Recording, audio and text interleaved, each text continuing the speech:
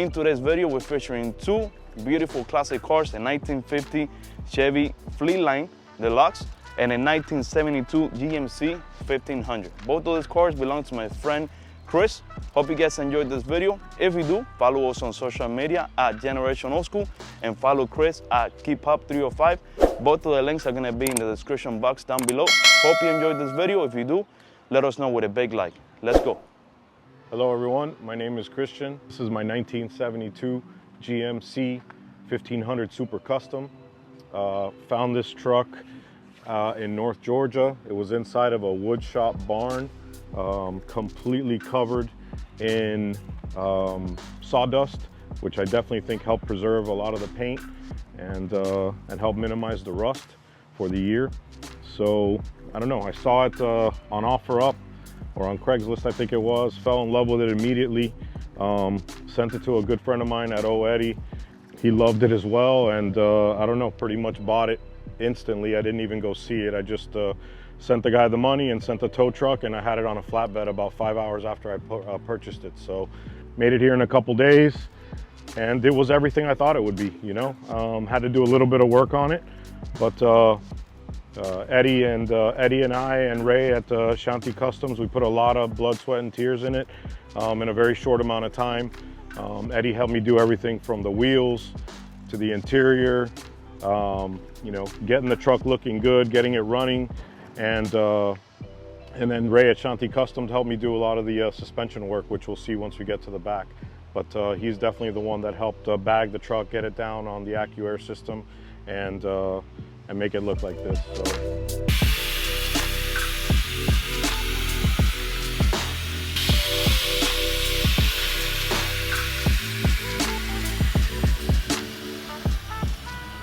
Let's go take a look at the suspension. Sure.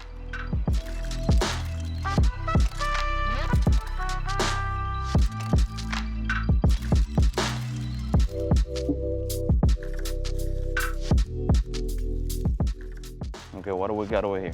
So initially I was just gonna notch it and get it down, and then after thinking about it a little more, decided to go to the extreme and really cut it up.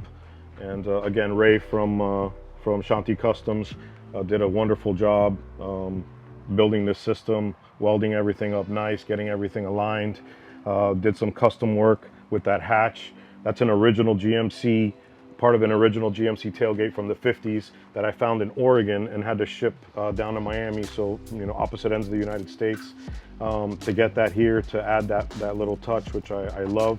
Haven't seen it before on another truck. So extended the wheel wells up, which a lot of people don't do either. Sometimes they cut them up, or they'll get the round metal ones. These were actually raised up with some channel metal.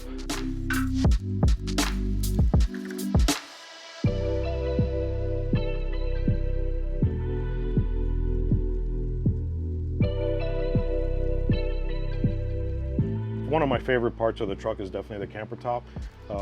It was original to the truck when the truck was purchased. I found that out, and I think it really adds some flavor to it. You know, you don't really see a lot of them. That blue bubble plastic window really sets it off. At night I got a little LED inside that lights up and makes it look kind of like a fishbowl inside, so that's pretty cool.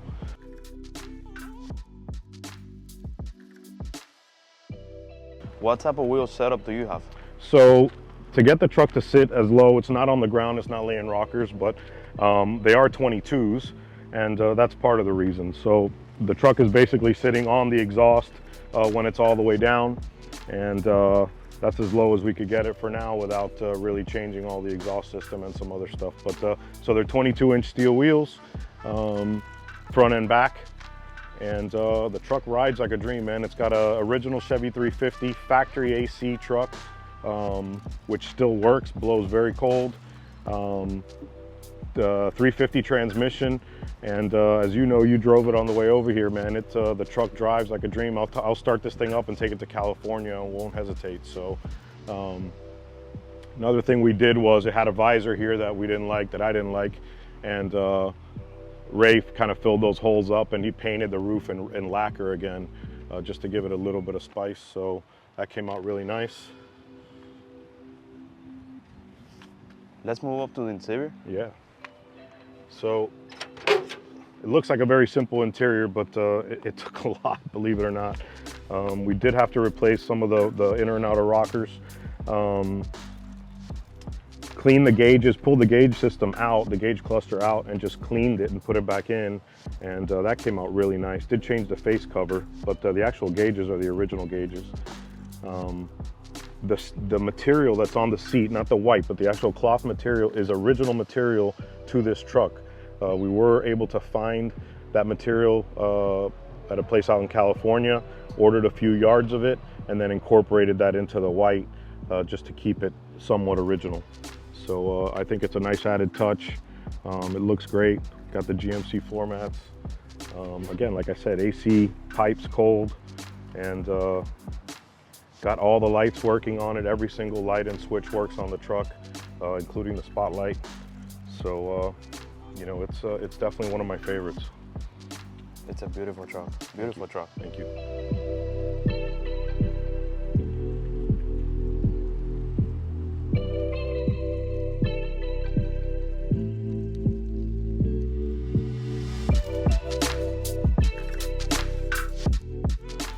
We'll go inside now and talk about the AccuAir system and go into detail with what we did inside.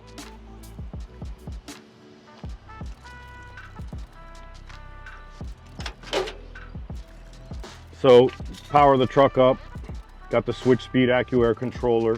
One small regret after building the truck and getting a little more experience with the AccuAir system is I did not go with the E-level system.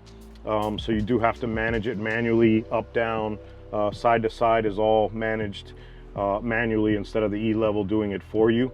The E-level will definitely be much easier, and I am putting that in the next car. So we'll, you know, hopefully we'll get to video that at some point.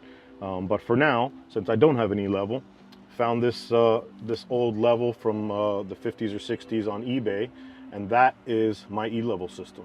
So I basically can tell if I'm leaning one way or the other, and try and get the car to at least ride level. The height level I'll play with, and I've pretty much got to know the truck and see how low I can ride or how high I need to ride. But as far as side to side, sometimes it's hard to judge. So that level helps me figure that out.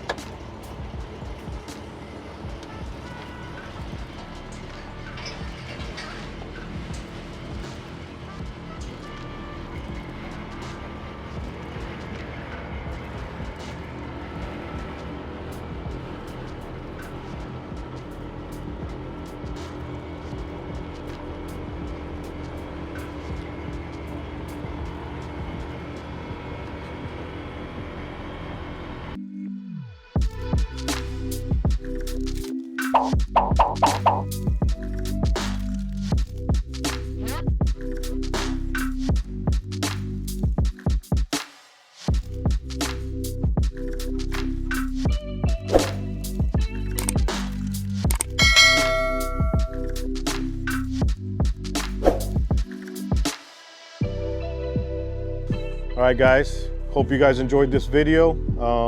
These are my two cars, and hope to see you guys out on the streets cruising.